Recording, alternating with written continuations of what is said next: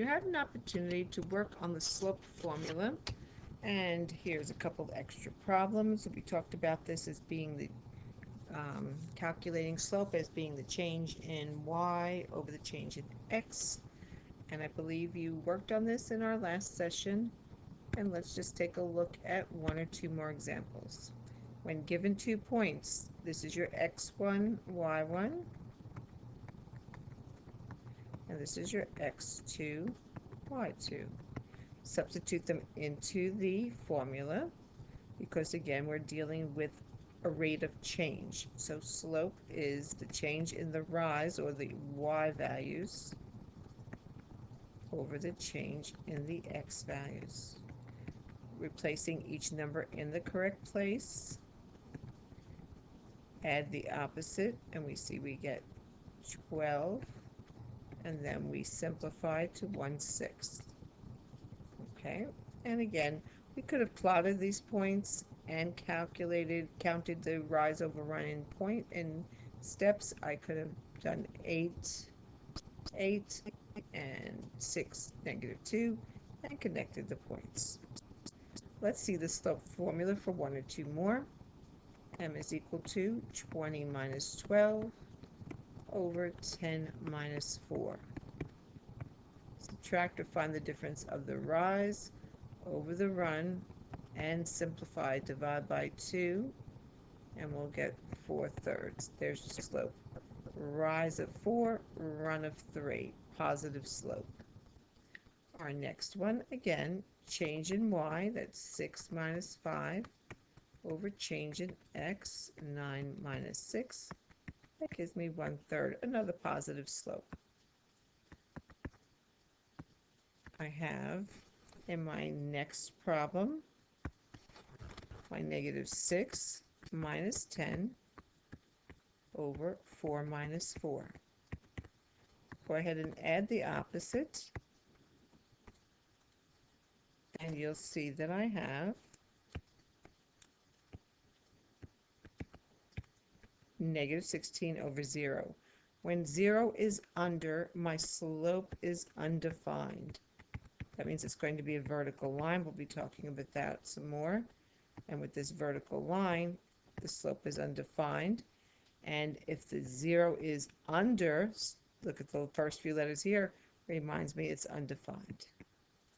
I could also have something like change in y over change in x, where I'll see that I have 0, add the opposite over 1. When 0 is on the top, or the change in y is 0, we have a 0 slope. And we'll do more of these if need be in class. But today's lesson is on direct variation. The model of direct variation is y is equal to kx. This is another form of a linear equation. It shows a special relationship between x and y. X and y vary directly by some constant k.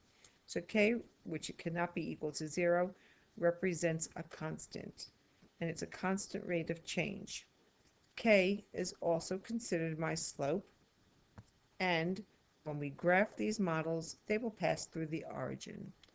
Let's look at a few examples. Name the constant of variation. Well, the constant is the k, and if the model is y is equal to kx, then the constant k here is equal to 4. If I want to graph this, my equation starts at the origin. Since my slope is a positive 4, and that's a ratio of 4 over 1, I'm going to count up 4, 1, 2, 3, 4, and over 1. There's my graph.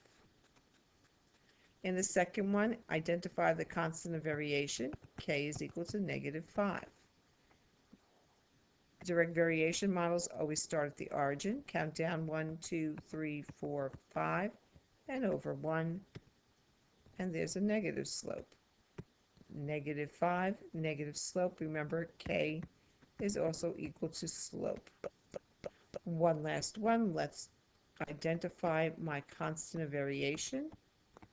I start at my origin, and I'm going to be counting up 2 and over 1, 2, 3.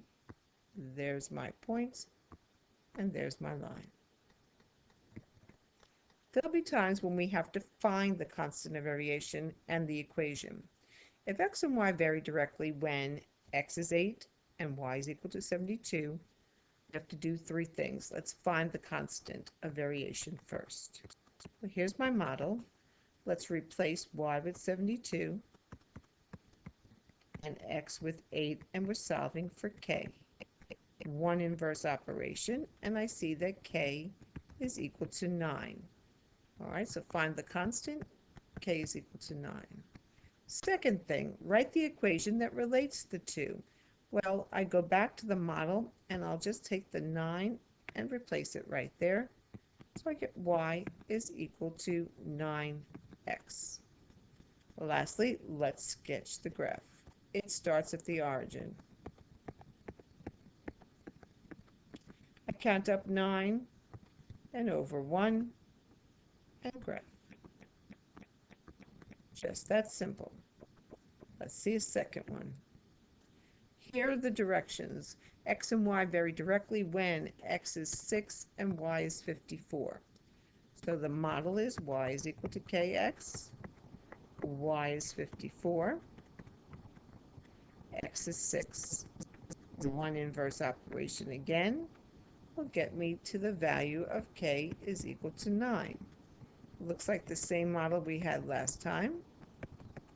And again, we start at the origin, 1, 2, 3, 4, 5, 6, 7, 8, 9, and over 1, and a graph. That's your model of direct variation. Now, the next thing we want to do with that is evaluate. If I tell you that y is equal to 5x, and I want you to find y when x is equal to 2. So let's replace x with 2 and solve for y, which tells me that when I input 2, my output is 10.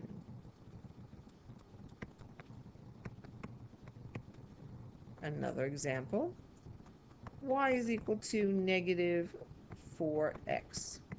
Well, this is my constant of variation, and negative 4 is my constant, so that any value of x multiplied by negative 4 will give us y. So let's find y when x is equal to 7. Well, y is equal to negative 4 times 7. So that gives me y is equal to negative 28. We'll do one last one. Y is equal to 1/4 x. Let's find y when x is equal to, let's say, negative 8. Well, we'll replace that, and we'll see y is equal to 1/4 times negative 8. And we'll cross cancel a little here, and we'll get y is equal to negative 2. When I input negative 8, my output, or y value, is negative 2. And there's your model of direct variation.